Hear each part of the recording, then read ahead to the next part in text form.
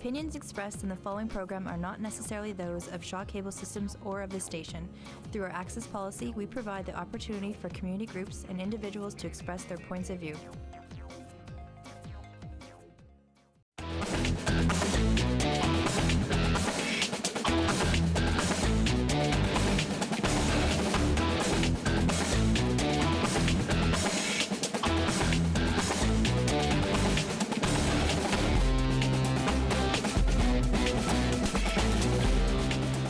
How's it going? It's Brandon Hall, Sports Talk on Shaw TV. We're down at our home, the Silo, here in Moose Jaw again. If you like the show, have any suggestions, ideas, Shaw TV wants to hear from you. You can go to Moose Jaw Shaw TV at shaw.ca. You can call 691-7395. You can also like us on Facebook and follow us at Shaw TV Moose Jaw. So we got two excellent guys here to kick off the show with us. We've got Mick Lewchuck, head coach of the Moose Jaw Mustangs. Mick, how's it going? Not too bad, thank you very much. Good, and on my side here, no relation at all, Steve Hall, technical director of the Moose Jaw Ultimate Frisbee League. I wish I did have your guns, though, on my spaghetti shoelace arms, but Steve, thanks for coming in. No, not a problem. All right, guys, so of course, we're talking local sports at any level, even though on the national level, especially the two sports involved that you guys are involved in lacrosse, field lacrosse, and Ultimate Frisbee, which are quite unique sports to the area. They've been around for a long time, but I don't think have the exposure that they should. So I thought we bring you on here and kind of get to the meat of things here with both of your respective sports. But let's talk about some of the local issues around. The big one, of course, you can't go anywhere without talking about the Moose Jaw Warriors, right? Well, yeah, the Warriors are doing great into the Eastern Conference Final. So as a guy who's just from Regina, cheered for the Pats in the past. I've been in Moose Jaw for a couple of years and started to follow the Warriors, and they're really doing well this year. I'm really pulling for them. And Steve, you're new-ish. Ish. Been here, 10 years now. Came from the Ottawa region, so right now, I'm cheering for the local boys, but a little bit of my heart is, back down in Ontario with the Ottawa 67s and their final in their league also. So that's right. That's pretty good stuff. And of course, the guys have been around long enough to know that the big move down to Mosaic Place this year took place in September. And of course, with the field house that, Steve, you do operate in as well, currently. Correct, yes. All right, so of course, if you didn't know the history on it, there was some controversy about getting things going with the thing and where, of course, it essentially ended up being a downtown area in the field house where that was and how much money it took and time and effort. How imperative do you think? It could be applied to any area like Ottawa or start up in Regina if they were to do something like this. Mick, how imperative was it for the team to be successful this year, like their deep run in the playoffs? Do you think it was something that needed to happen, the team needed to have the success? If they didn't, they lost out in the regular season, do you think that would have affected how us as Moose Javians would feel about Mosaic Place and the Fieldhouse? Well, I think that their success was crucial, and it actually takes the focus and puts it where it should be, which is their good hockey. If they weren't winning, yeah, the people would be sitting there going, well, at Mosaic Place, their focus would shift over to that. It's a beautiful facility. I've been in there for 2 or 3 home games.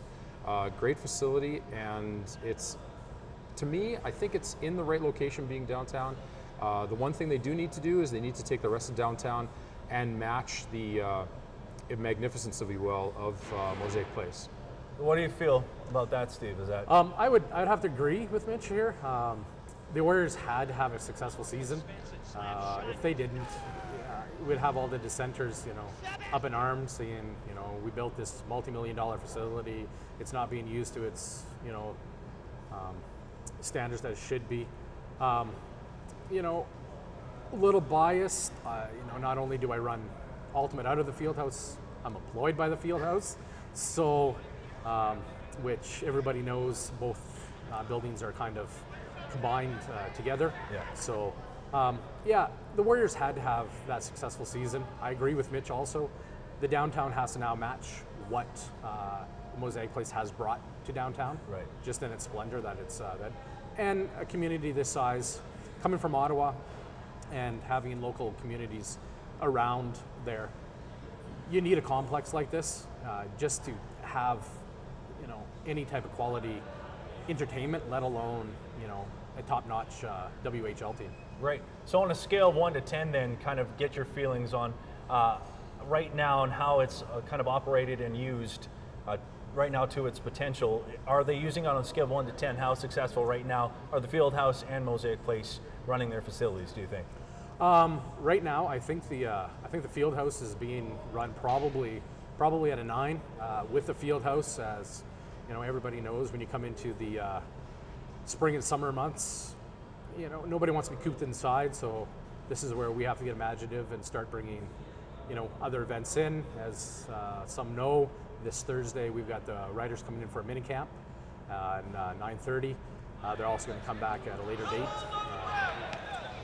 And Mosaic Place, you know, from what, you know, I hear, you know, in scuttlebutt and stuff, everybody wanted to know what was going to happen other than hockey, right? Right. Well, we've had Paul Brandt. We're going to have Simple Plan. We're going to have John Cougar Mellencamp. Hey, if that's not being used properly, yeah, I'd like to know what is. What do you think, Mick?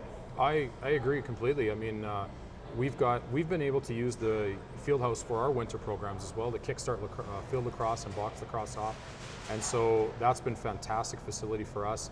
And like you mentioned, John Mellencamp, I've got tickets to that myself, so I'm pretty excited about that. Paul Brandt, the curling facility, it's only going to get better. I agree. All right, guys, so we're going to talk about refereeing, of course. When it comes to what the National Hockey League going on right now, a lot of refereeing controversies every year. It seems to be like that. Blown calls, no calls, controversial calls. What do you think of the refereeing right now when it comes to the NHL right now? To be quite honest, I think that the referees are getting thrown under the bus in these playoffs. You know, what seems to me what's happening is a lack of respect between the players. If there was more respect between the players, they wouldn't be going for the headshots, they wouldn't be doing the illegal body checks and all the cross checks to the face. And so, unfortunately, the referees are taking the raw end of it right now. All right, do you agree with that, or do you think they're just blowing it? No, I have to agree with Mitch. You know, being someone who, you know, played hockey for many years and have, you know, coached at a high level caliber, the refs, you know, they have a tough time. You know, in this playoffs, you know, I watched an interview with Ron McLean a while ago, and one of the things he said, and you know, I think Brendan Shanahan reiterated it, was, you know, after the post lockout there, we made this game fast, and we made it dangerous. Right? And there's no way to reel it back in. Right. And I don't think the refereeing has cut to the par of being able to handle the quickness. Right. Of the sport now. So they are, like, I'd have to agree with Mitch, they're getting thrown under the bus. Right. You know, as an avid hockey watcher, right? Sure, you know, I mean, you know, like I said, I was for Ottawa, so I watched the Ottawa game last night. You know, there was a hit on Neil. You know, that should have been a penalty, but it's Chris Neil. Right. So we all have to understand that, right? Right. All right, well, let's bring it down to your sport, your sports here. With Ultimate Frisbee, Steve, of course, for those that don't know much about it, right, is there officiating, or, like you said, or is it self-governed? Right. Overall, Ultimate is self-governed. Yeah. It is a very spirit of the game-oriented game. That's the whole sense of it. You're out there to have fun, and you're out there to compete, but you're also out there to have fun, and that's the major point of it. Yeah.